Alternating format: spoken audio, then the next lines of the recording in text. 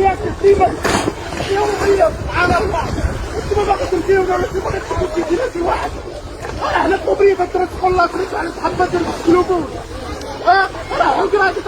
انا ما كنختلفش مع السلطه في ان تطبيق القانون واحد الحاجه مفروغ منها، القانون خاصو يطبقوه بصرامه، ولكن قبل ما نطبقوه راه هذا السيد اللي كيبيع النفاخات خاصو باش يعيش. الا قدرت الحكومه والدوله تامن ليه دخل قار باش يعيش هو ووليداتو، راه والله ما باغي حتى هو لا يتكرفص لا يجريو عليه القوات المساعده واعوان السلطه. ثم واحد الحاجه لسلطه الناظور، عندكم مافيا العقار واكله العباد واكله اراضي الدوله، علاش ما كنشوفوكمش محزمين ليها كيف كتحزموا المول النفاخات؟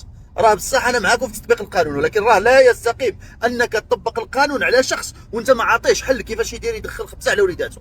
راه قطع الاعناق ولا قطع الارزاق. علاش؟ حقاش ملي كتحيد لشخص مورد رزق كتدفعو اما يمشي يكريسي ويرجع مجرم وتدخلوا للحبس او يمشي ينتحر. وكنعقل في الناطور واحد العامل كان في التسعينات خرج يدير حمله لمحاربه الفراشه، وصل عند واحد السيد وقال ليه جمع عليا من هنا. جا ديك السيد قال لي يا سيد العامل راه عندي 5 الوليدات الا ما بعتش هنا باش غنوكلهم. قال لي العامل كل نهار كل واحد فيهم، وهو يهجم عليه ديك الشخص، لكن عنصر قوات مساعده تصدى ليه وجات فيه ضربه بالسكين. العبره من هذا الشيء انه ما يمكنش نبداو بالعقاب قبل ما نلقاو حل هذه الطبقه، والا غنكونوا كنهيجوا الناس غير بشويه بلا ما نحسوا.